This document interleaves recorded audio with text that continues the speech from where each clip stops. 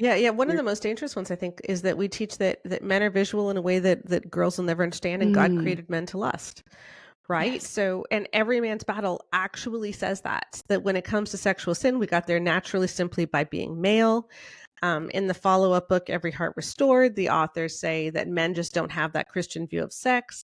Like they say that God created men to lust and to consume women. And so, the way that you fight against that is you transfer all of that onto your wife. So instead of lusting after every other woman, you just lust after one for your Mhm. entire life. And that is what God desires. And so, if you're a man, think about it. You're growing up in this culture where you feel like God is angry at you every time you notice boobs, right? Because that means that you have somehow sinned and you're disgusting.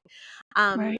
And you start watching porn, you feel this endless shame cycle. The only way out of the shame cycle is to watch more porn because it makes you forget the shame. And so this is just a Yeah. hot mess. But then you think, when I get married, it will all go away because then my wife can be my sexual outlet, my lawful sexual outlet, as Doug Wilson says, and as Every Man's Battle says.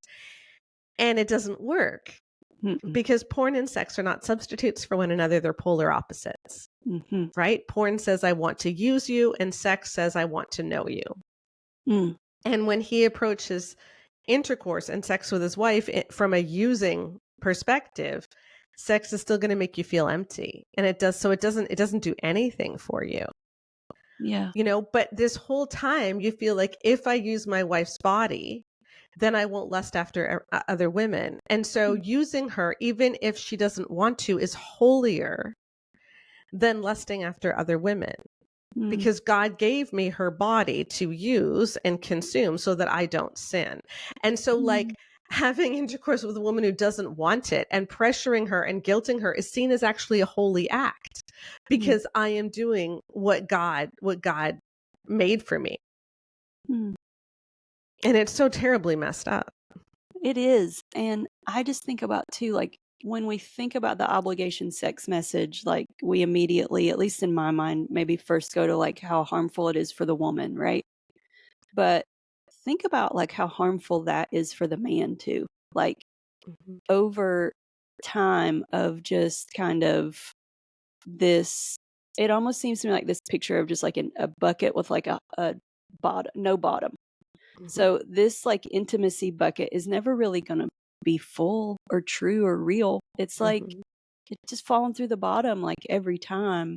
And nothing can really be built on either side that's true and right and what marriage is supposed to be doing, you know? Yeah. Yeah. Yeah, we've muddied the waters of good news, of the good Yes. news.